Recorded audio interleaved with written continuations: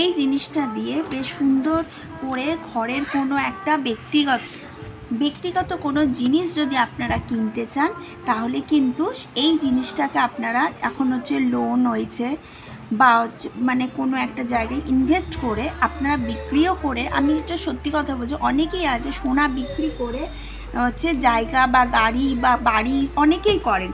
তো সেটাই হচ্ছে কথা, এইটা দিয়ে আপনারা ইনভেস্ট করতে পারেন।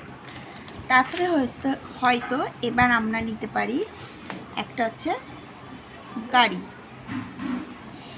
গাড়িটা দিয়ে কি হয় দেখুন, গাড়িটা শুধু চড়ার জন্য না, গাড়িটাকে যদি আমরা ইনভেস্ট করি, মানে যেরকম আমরা হচ্ছে সংসারে টাকার থেকে গাড়ি কিনলাম, যারা যে অটো কিনুক, টোটো কিনুক, 4 চাকা কিনুক, যেই যেটা কিনুক, সেটা হচ্ছে কি তাকে একটা ইনভেস্ট করতে হবে। মানে শুধু চড়বো বলেই যে আমি কিনে নিয়েছি বা আমি তেল খরচা করেই যে ওটা শুধু বাইরে ঘোরার জন্য দরকার হবে, সেটা কিন্তু না।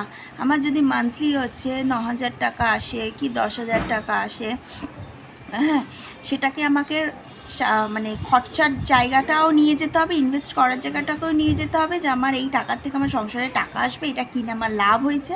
আবার আমি কোনো সময় চট করে আমি বাইরে বেরোবো, তখন আমি গাড়িটা ঘুরতে যাওয়ার জন্য যেতে পারবো। তো এটা লাভ না? তো এটা অনেকটাই লাভ। তো এটা সোনা, গাড়ি, এই জিনিসগুলো যদি আপনারা সংসারের মধ্যে কিছুটা ইনভেস্ট করে নেন, তাহলে কিন্তু আপনাদের লোকসান হবে না, লাভই হবে।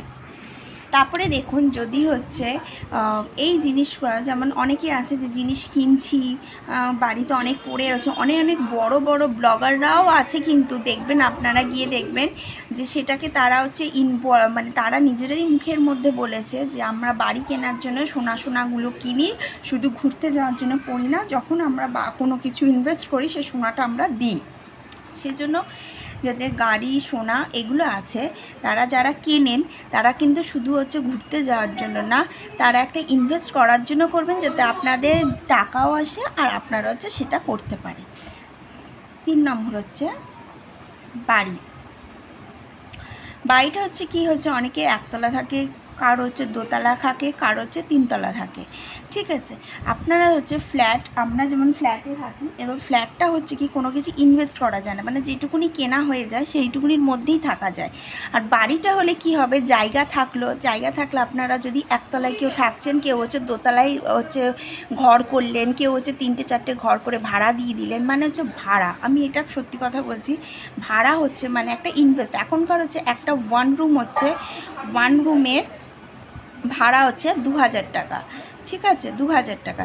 তাহলে আমি যদি 3টে ঘর করি, 3 দুগুণে 6,000 টাকা, মানে মাস গেলে আমার 9-10 হাজার টাকা আসবেই এই বাড়ির থেকেই, ঠিক আছে। তো আমার মনে হয় যে ফ্ল্যাট না কিনে বাড়ি যদি কেনা হয়, তাহলে কিন্তু একটা ইনভেস্টের জায়গায় আসা যায়, পৌঁছানো যায়। তাহলে আমার লাভও হলো, আমি বসবাসও করতে পারলাম, আমার লোকসানও হলো না, আমার একটা ইনকামও এলো।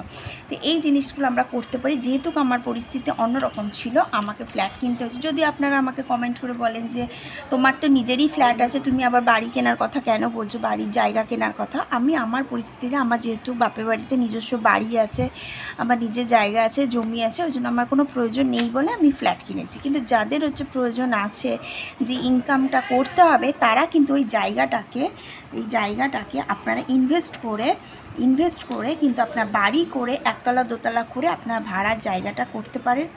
তাহলে কিন্তু আপনাদের লাভই হবে, কোনো লোকসান হবে না। ওই জন্য সোনা, গাড়ি, বাড়ি, এই 3টেই কিন্তু আপনাদের উন্নতির পথে সবসময় নিয়ে যাবে, যে কোনো কিন্তু ক্ষতি কিছু হবে না। যদি একটু করে কেউ জমিয়ে যদি এই জিনিসগুলো ইনভেস্ট করা যায়, তাহলে কিন্তু সুন্দরভাবে নিজেদের লাইফস্টাইলটা লিড করতে পারবেন আর বাঁচতে পারবেন। ছেলে মেয়েদের আনন্দ সহকারে ভালো জায়গায়, স্কুল বলুন, সব কিছু বলুন, যেতে পারবেন, উন্নতি করতে পারবেন, সংসারে সমস্ত কিছু নিজেরা হাসি খুশিভাবে সব কিছু থাকতে পারবেন। তো ভিডিওটা ভালো লাগলে অবশ্যই লাইক, শেয়ার, সাবস্ক্রাইব। আজকে অল্প ভিডিও দিলাম, কিন্তু খুব ইম্পর্টেন্ট ভিডিও দিয়েছি। আপনারা একটু বাড়িতে বসে চিন্তা ভাবনা করে দেখবেন যে আপনারা যে ইনকামটা করছেন, সেই ইনকামটা আপনারা কোথায় ইনভেস্ট করবেন। আমার তো মনে হয় এই 3টে জায়গায় ইনভেস্ট করলে আপনাদের সংসারে অনেক উন্নতি হবে। আপনাদের নিজস্ব হাতে টাকা, দেখুন টাকা থাকলে সবারই ভালো লাগে, কার না ভালো লাগে। তো সেই জন্য ভিডিওটা ভালো লাগলে অবশ্যই লাইক, শেয়ার, সাবস্ক্রাইব, আমার পাশে থাকবেন।